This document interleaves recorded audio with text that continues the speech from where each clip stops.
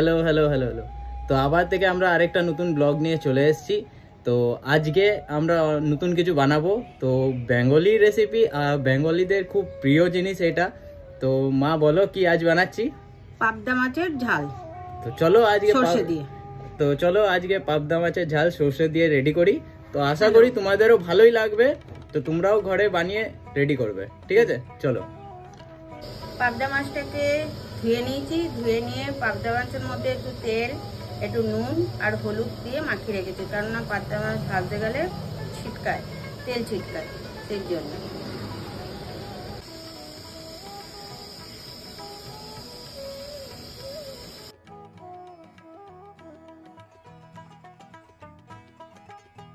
কড়াই গরম হয়ে গেছে, তারপরে তেল দিয়ে দিয়েছি। তেলটা গরম হয়েই এসছে, এরপর মাছটাকে দিয়ে দেবো।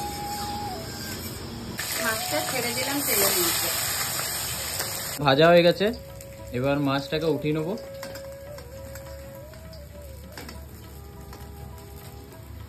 আচ্ছা বন্ধুরা, তোমরা বলো তো কারা কারা মাছ ভাজা খেতে ভালোবাসো না মাছ কারি খেতে ভালোবাসো?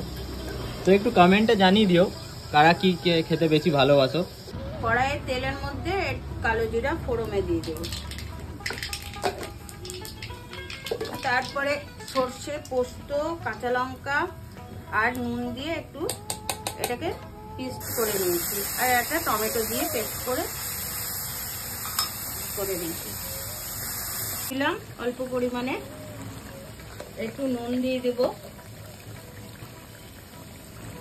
স্বাদ অনুযায়ী নুন দিয়ে দেবেন। একটু নাড়াতে, এই রান্নাটা বেশি ইজি, অত খাটালি নেই, না পেঁয়াজ রসুন দিতে।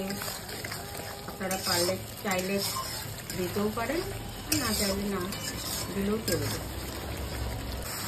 এবার এরকম যখন তেল ছেড়ে দেবে সর্ষের থেকে, তখন আপনারা অল্প করে জল ঢেলে একটু ফুটে গেলে মাছটা দিয়ে নামিয়ে দেবেন। তো এবার এক এক করে মাছগুলোকে ছেড়ে দেবো ঝোলের মধ্যে।